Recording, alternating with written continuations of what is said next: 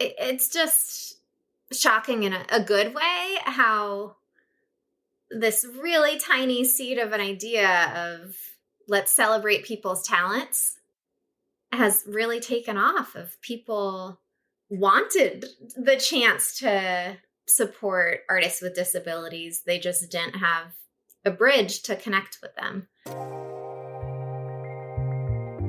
Welcome to the Big Photo Hunt Podcast, a show where we talk with aspiring and professional photographers to help us all grow and improve our photography together.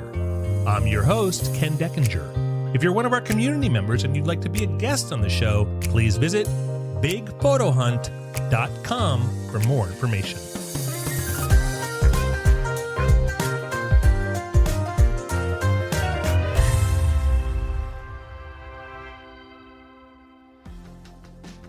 Today, I'm speaking with Liz Powers.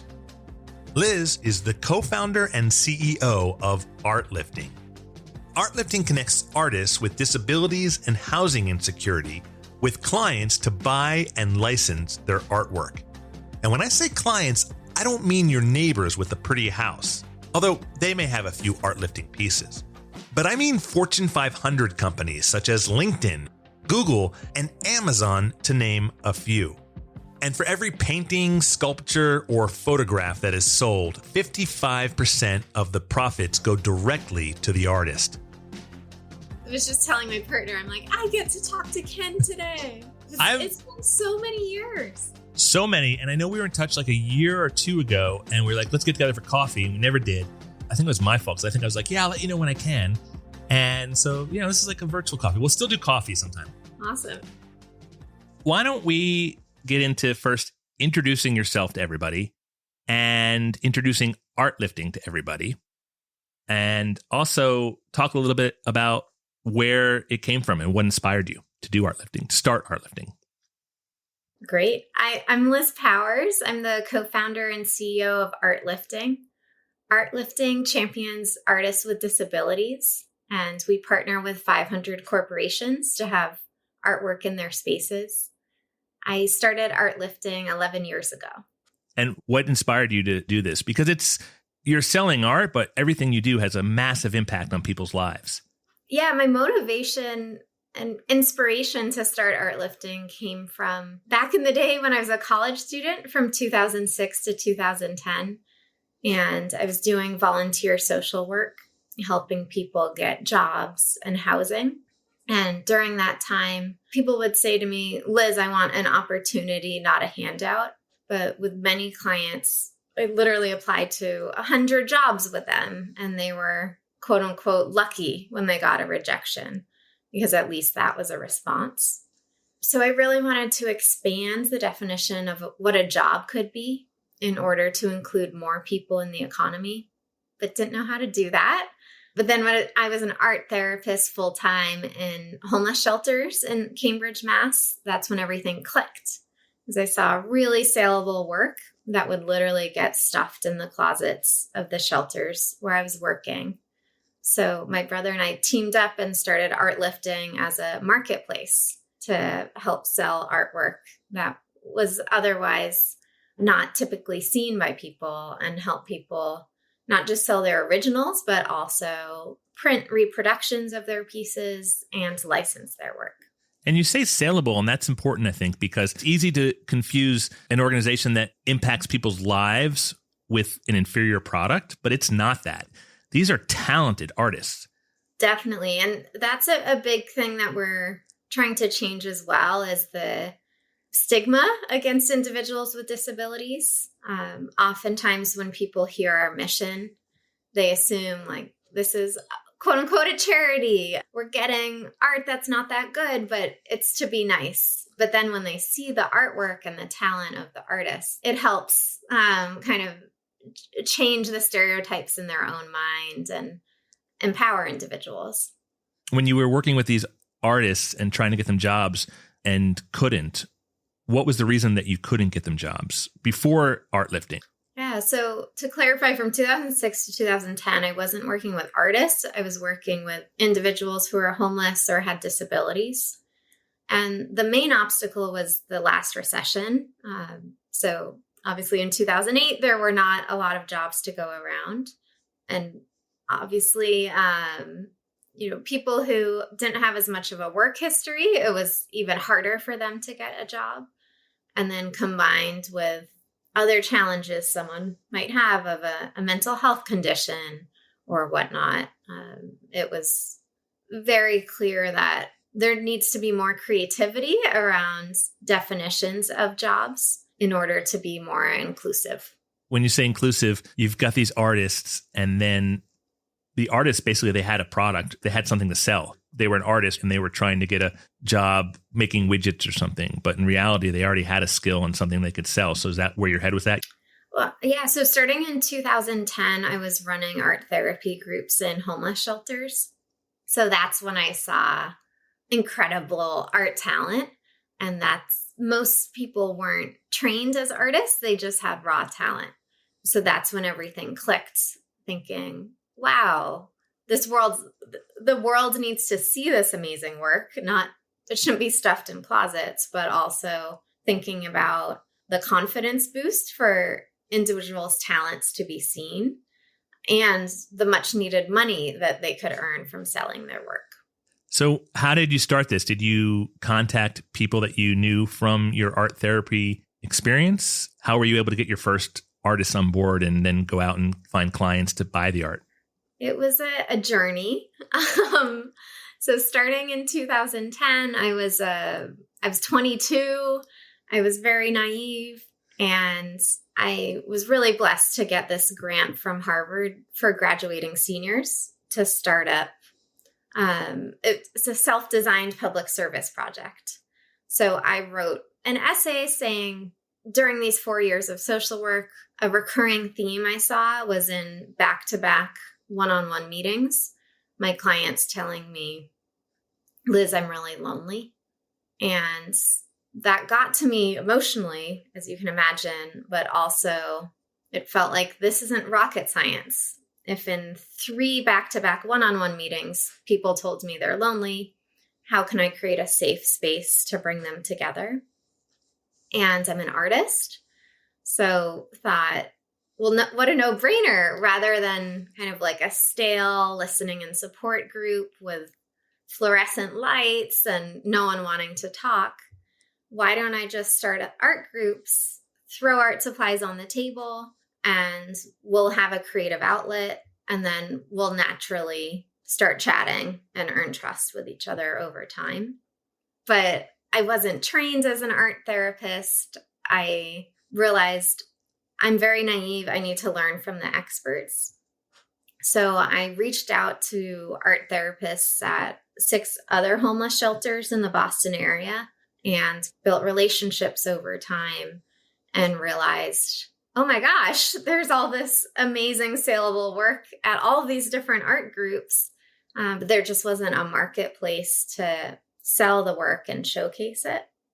So I decided, well, why don't I start an art show and team up with these other art therapists and the artists they represent?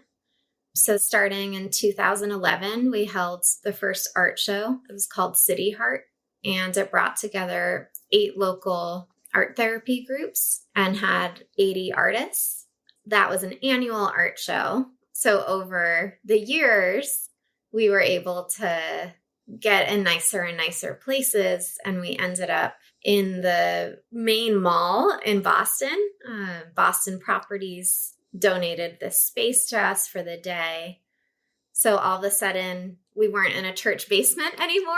And, people who were walking to Barnes & Noble just happened to walk by us. And that's when the aha moment clicked, because, strangers, not my grandmother and my mom, but strangers were saying, wow, this is like such an amazing idea. When's the next show? I want to come back. And it was so depressing to say it's in 364 days. So just decided, well, why don't we create a marketplace where we're not just selling art one day a year, but every day. And we're not just selling original artwork, but also art prints and licensing it And we're not just representing artists in Boston, but why don't we expand to represent artists all over? So it was a pretty simple idea, but we're really proud to have scaled over the years. And we now represent 200 artists in 36 states. And we've started with 4,000 of our savings, so really tiny. And we've scaled to sell tens of millions worth of artwork, with the majority of the profit going right back to the artists. Hey, it's Ken. Thanks so much for tuning in to this episode of the Big Photo Hunt podcast with Liz Powers from ArtLifting. I don't love asking for favors because this podcast and the Big Photo Hunt is all about building a community for you, not me. But if you're enjoying the show, I do have one small ask. That's to share this podcast with a friend who might benefit from it. We're working hard to grow this community, and so every new photographer who joins because of a recommendation makes it even stronger. That's it. If you're up for it, I'd be incredibly grateful. Now, back to the show. That's amazing. And your clients now, like you're selling this to companies, Amazon, Google, FedEx, I saw, PayPal. These are just a few. Hallmark, which my wife would be excited because of those movies, those Christmas movies that run all year. Yeah. With Hallmark, we started that partnership about 2 years ago, and it's been a huge hit. The artwork's on cards, as you can imagine, but also other products. And this year, I believe that expanded to 12,000 stores, that partnership. It's just amazing visibility for our artists in addition to the income. How do these artists react? How do they feel when they see their art? I mean, whether you're down on your luck, you have a disability or something that is making life challenging for you. Thanks to ArtLifting now, your art is on a greeting card in 12,000 stores. How do these artists react to this? It's been incredible to hear their different reactions. It's a huge range of some artists have said, now I have reason to get out of bed in the morning. Like it was hard to get out of bed before. And now I have all this energy and inspiration to keep creating. Artists have, like the Hallmark example, it was so heartwarming to just get photos of artists all over the country, in New Jersey and Denver and wherever they live, going in and, taking selfies with their work. And just their smiles alone said so much about how excited they were to be treated with the respect that they deserve. Is that a big part of it? It's not just the financial help, but it's also what it does for them confidence-wise and respect internally? Definitely, yeah. So we measure our impact in two ways. One is the emotional impact and one is the financial impact. And of course, it's hard to quantify emotional impact. We do that in part through just hearing our artists' reactions with individual interviews, but we also, for probably the last decade or so, have had an annual anonymous artist survey. We've learned from experts and how do you quantify things that feel really qualitative, like emotional impact. So it's been really nice to have year-over-year data on how the emotional impact has changed over time.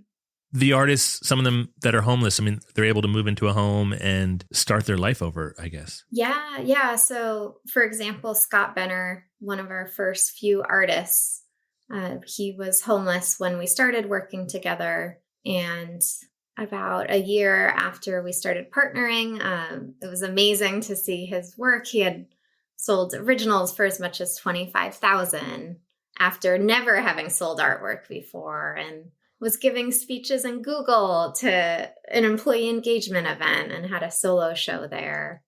Had a licensing deal with Lisa, a mattress company, with his art sewn into the mattresses, and a licensing deal with Starbucks with his art on their plastic gift cards. So it was just, with him as an example, it was amazing to see him take off as an artist and get housing. And he's really proud to still be in that housing a decade later and be a working artist now. that's his profession. Wow. How does this make you feel? Really energized and proud that this kind of tiny seed of an idea has grown and had so many branches come off it. And at the same time, I also feel like we're at the very beginning of, there's so much more impact we can have. We work with 500 companies, about 60 of which are Fortune 500. But I think about, well, that means there's 440 that we don't work with at all yet. So just thinking of all the possibilities for the future and how much more impact we can have on our artists and impact we can have on people viewing the artwork. And as I was mentioning earlier, help change the stigma and stereotypes that they might have. And how many people are working now at ArtLifting? Our full-time staff is 26. Wow. That's cool. I'm proud of you, Liz. This is cool.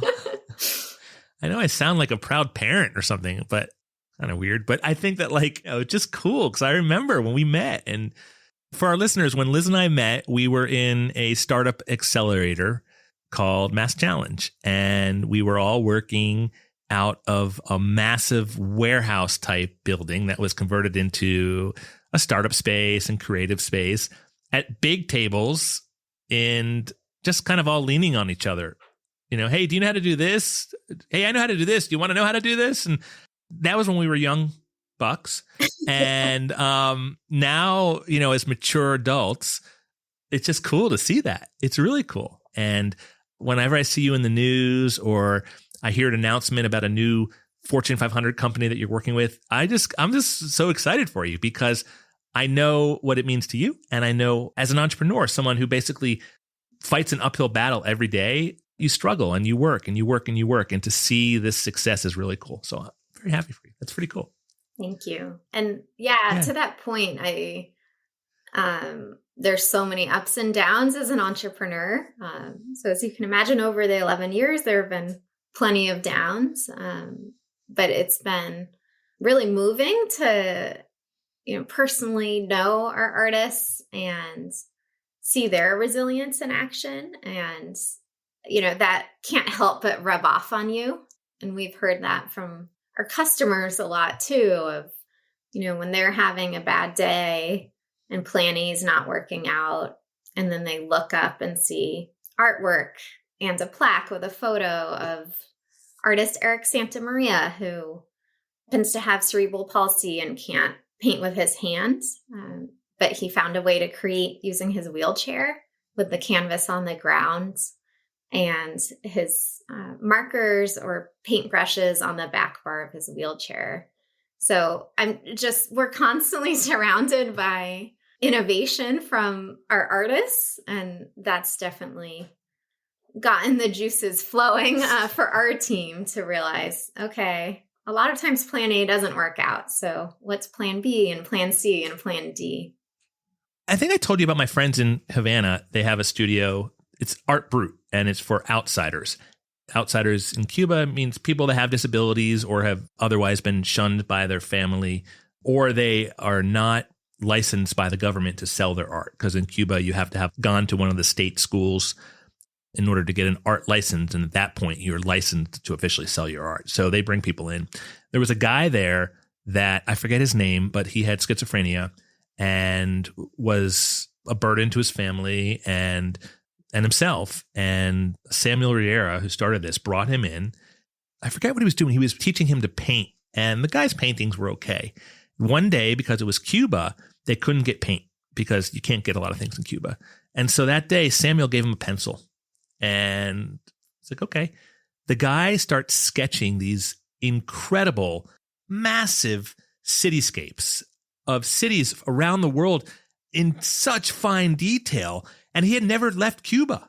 He's never been to all these cities. And he just makes this beautiful, they're really intense, but they're these beautiful cityscape sketches out of his mind that comes from a place that, he's never seen these places. He's never been to any of these cities, but these intricate details. And now he is a successful artist. by Cuban standards and is able to earn a living and change his life. It's pretty cool.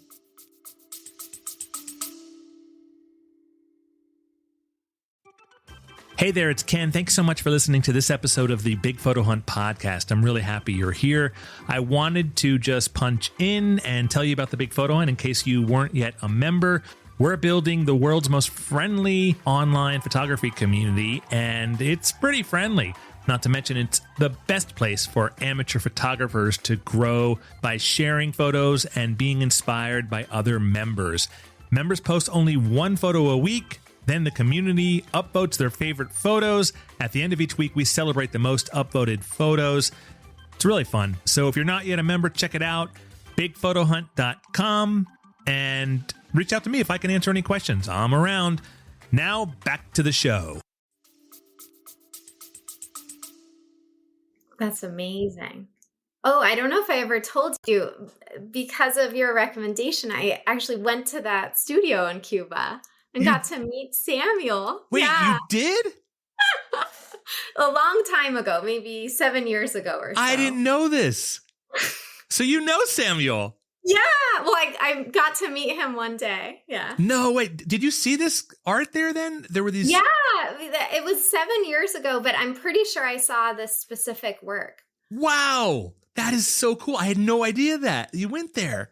I can't wait. Yeah, I need to look at my phone to go back at the photos, but I bet I have photos of his specific work.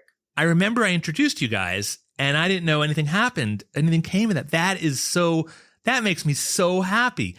I love that guy. He is so inspirational. And, he was a professor in Cuba, an art professor, which is a pretty cool career there, and just basically walked away and turned his home into that gallery.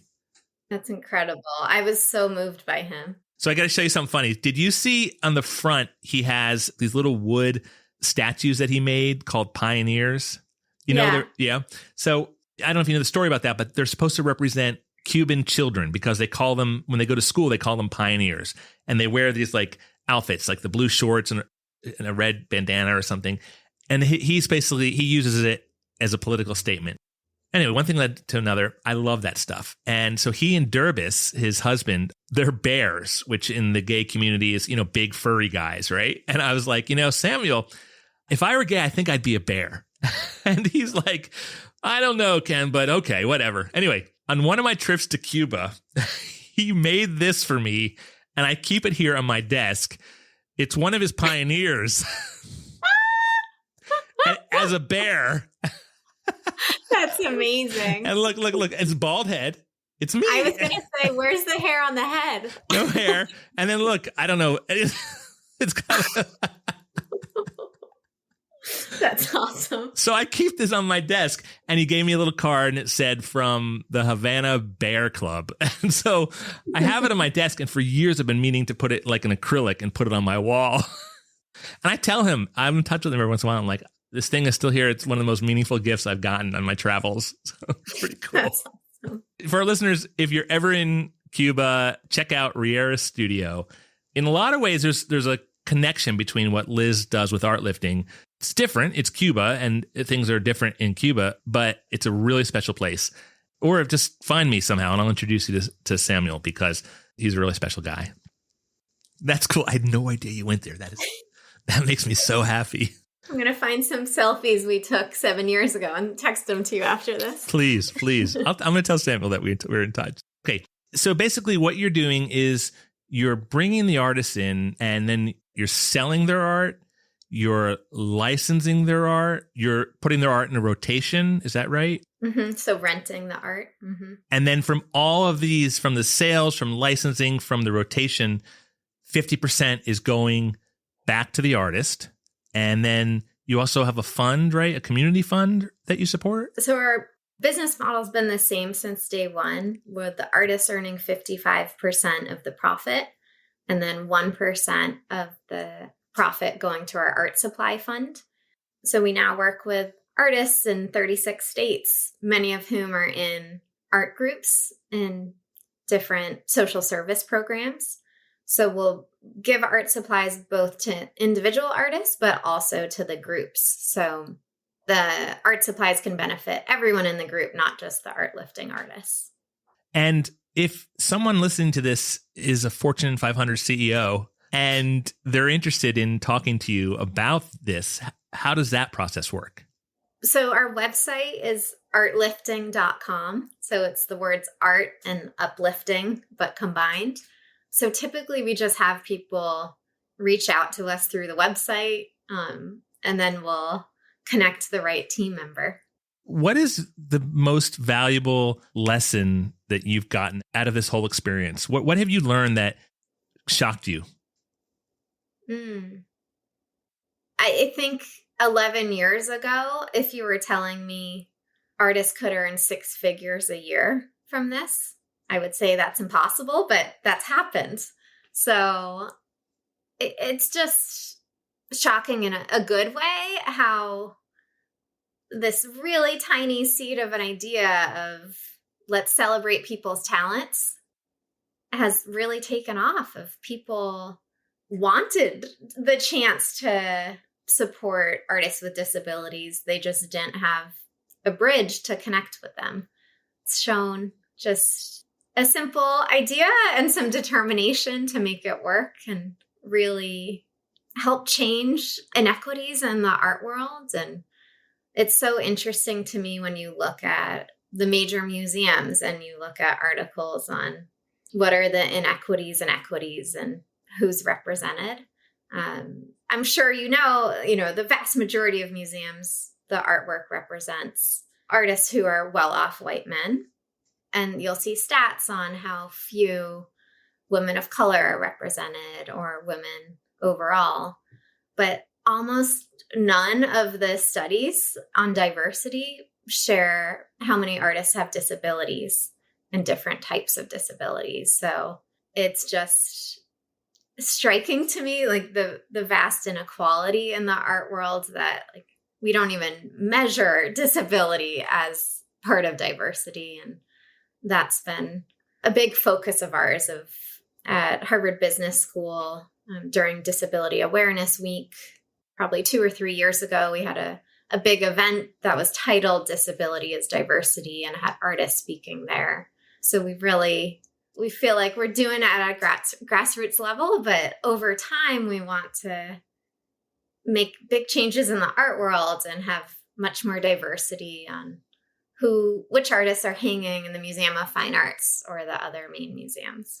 Why is it white men? I know this is a bigger answer than we have time to talk about right now, but is that just because of the society and where things originated from and patriarchy and what led to all that? That's my understanding. To be totally transparent, I'm not an art historian, but it's just these museum collections are from hundreds and hundreds of years, and looking at, who had power over that time. I'm guessing that's the reason, but I'm no expert on it. And I'm less of an expert than you are, so I don't know anything. So.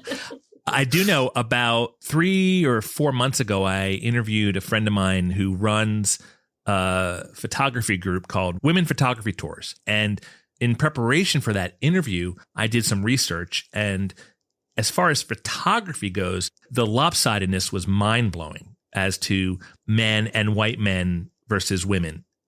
There were some stats, I can't remember any of them right now, but there were some stats about how the number of women graduating university with a degree in photography and fine arts was higher than the number of men graduating, but the actual number of women in practice was significantly lower. Yeah, I'd have to look up to be quoted on this, but we do learning clubs on our team. So similar to a book club, but we don't want to require everyone on the team to read a whole book. So we'll have different team members run it and have a max of 30 minutes prep time, whether it's watching TED Talks or articles. And my colleague Bree led a learning club on diversity or lack of diversity within the art world. I'm pretty sure, I'd have to double check this, but I'm pretty sure the stat was 89% of the top museums, the work was created by white men. Something completely mind-blowing like that. It wouldn't surprise me. Okay, so a couple things real quick. One is I end every one of my episodes with 3 questions. I don't think they apply to you at all, but let's do it. I think we're going to have just as much fun saying these don't apply. The first one is, what's your favorite photography genre to shoot and why? Doesn't apply. Okay. The second one is, what camera system do you use? iPhone. Applies. And then the third could apply. It's, how frequently do you get that burning itch? Just get out there and shoot photos on a scale of 1 to 10. 4. That's good. I've had photographers that were a 1. That's good. Hey, Liz, where can everybody find you and find ArtLifting? You can find ArtLifting at ArtLifting on any social media. And our website's artlifting.com. And you can find me on LinkedIn. My name's Liz Powers. And if you put in Liz Powers ArtLifting, it'll come up. Liz Powers from ArtLifting, thank you so much. What you do is so special and has so much impact and changes so many lives. Knowing you, being a friend for 10 years now, watching where you started and seeing what you're doing now makes me really happy. And I can't wait to see in 10 years what happens. But hopefully we'll be in touch before that. Definitely. Thank you so much for joining me for today's episode. Our next show will feature more valuable stories from our community members. If you'd like to audition to be a guest, please visit bigphotohunt.com for more information. Thanks again for listening today.